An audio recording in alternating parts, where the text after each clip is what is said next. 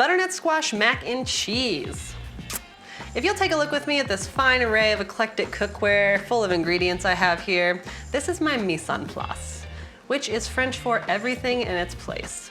You can translate that further in kitchen culture to get your shit together before dinner service starts and the tickets start pouring in. So, to get our shit together to make this butternut squash mac and cheese, first thing we need to do is roast the squash.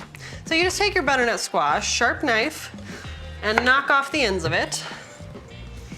I'm gonna take it here, you can just go down through the middle with the point of your knife, and then push down. Just wiggle it until it gives up.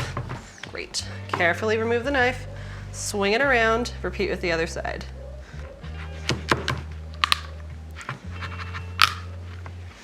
Yeah. Oh, look at that. We're amazing at cutting in a straight line. From here, take your squash, scrape out the seeds.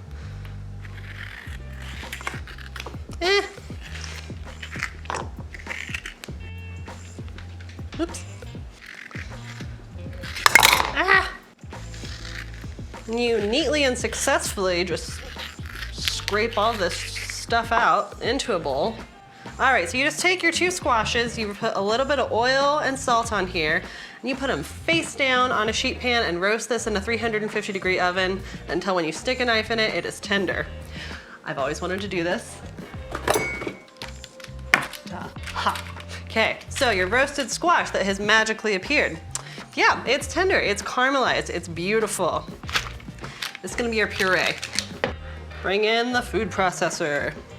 All right, so you can take a food processor or you can do this in a stand mixer with a hand mixer thing, one of those, but you basically want to turn your cooked squash into puree. So just scrape it out. You really just gotta get in there. Try not to get any chunks of skin. If you wanted to be really smart, you could probably do this in a separate bowl in case you do get skin in there, but we're pretty committed at this point. Ah, there she goes. Okay, these stringy bits, get rid of. Repeat with the other side of squash.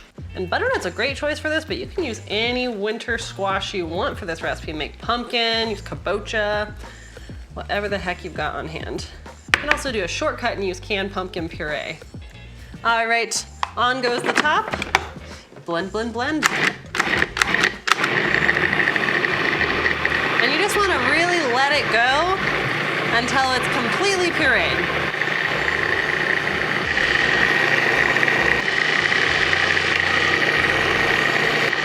Okay, if you have a few little chunks rotating around, you can stop it and pulse a few times to get them at a different point in the rotation.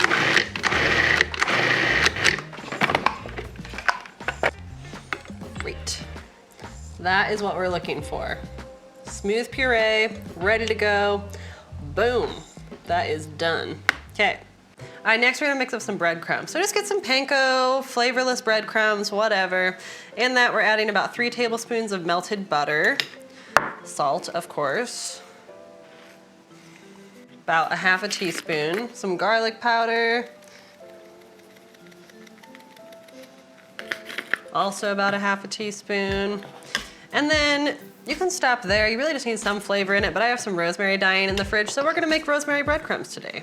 Go great with the butternut. Just take it, get rid of the stems, chop it up.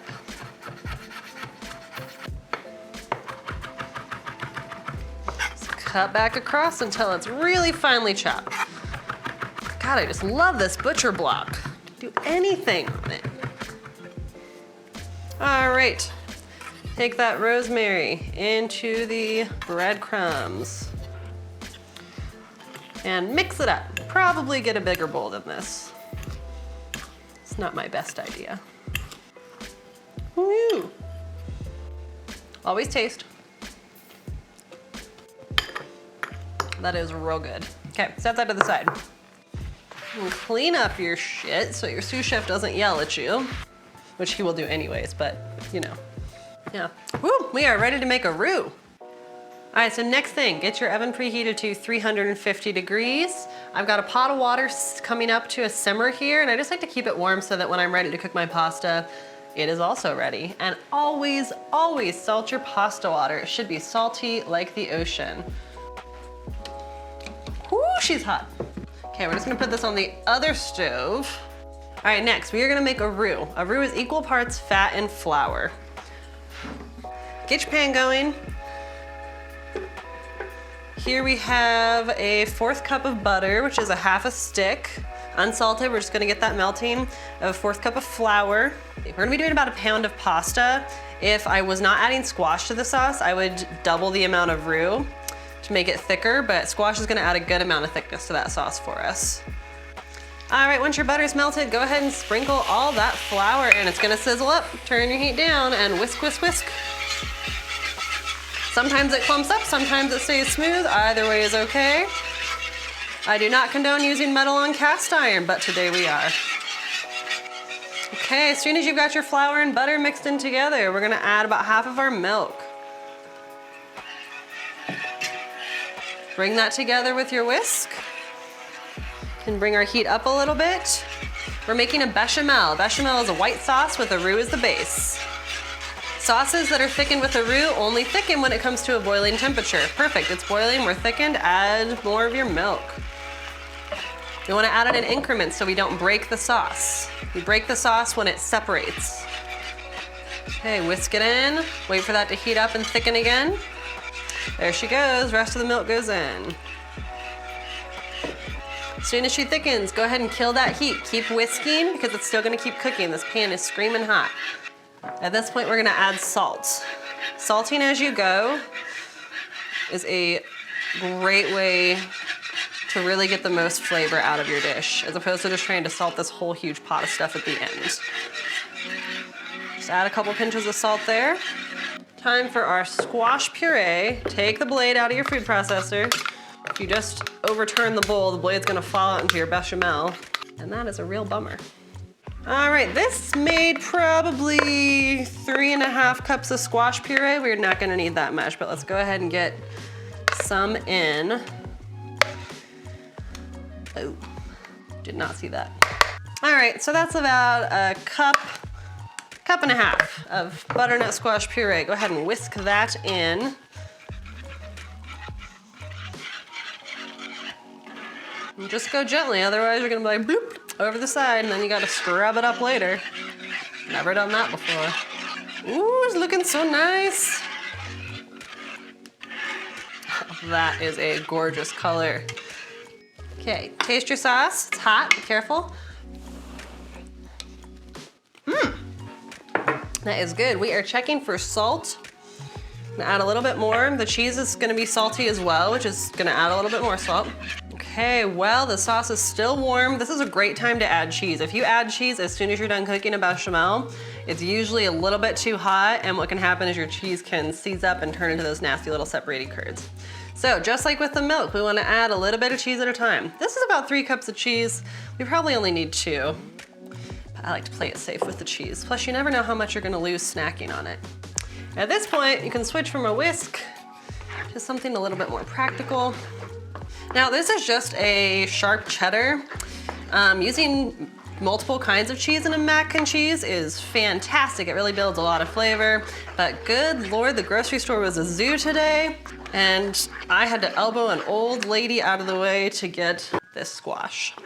So I just grabbed 3 butternut squashes and ran. So cheddar is what we have today. Okay, once your cheese is melted, go ahead and add a little bit more. Instead of just adding a big blob, just sprinkle it around. That'll help it get distributed more evenly. And at this point, our heat is still off. If your sauce cools down too much, turn the heat back on low. Get it warm, mix it in. More cheese, please. This is the part where those of you that are like, oh, this must be healthy, it has squash in it, are slowly cringing, backing away. This is one of those dishes that I say is good for you mentally. It's very comforting, it's very satisfying. We're just stirring a bunch of cheese into a thick, squashy sauce. How satisfying is that? All right, and now do we dump in our pasta? No, you taste it. You make sure the sauce is good. You just use the other end of the spoon. Save a dish.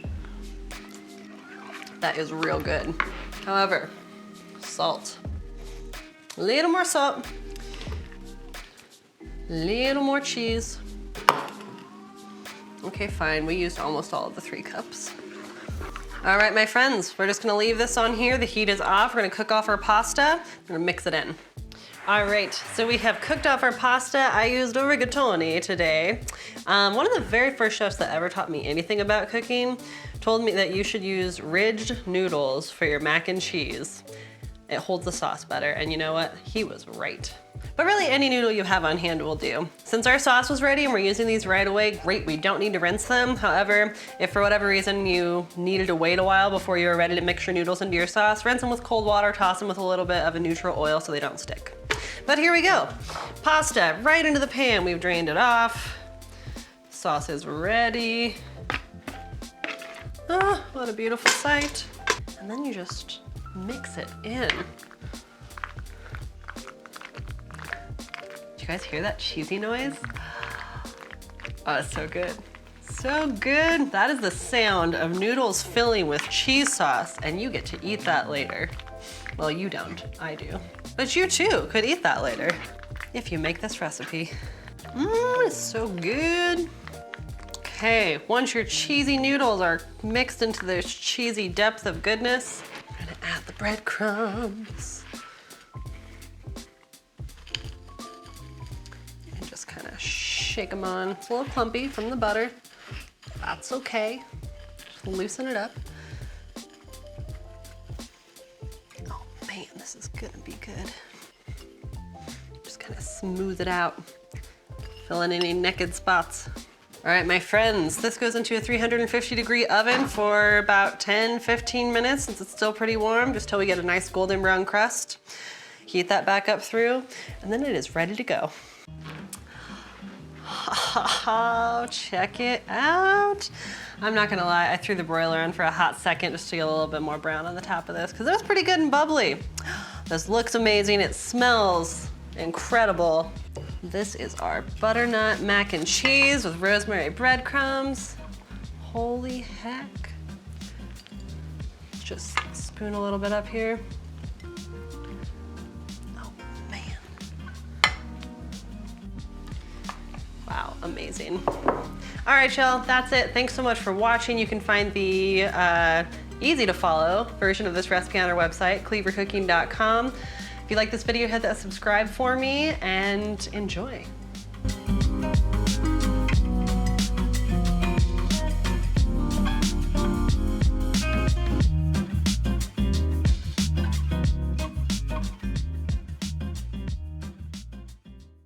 Okay, next we are gonna make a roux.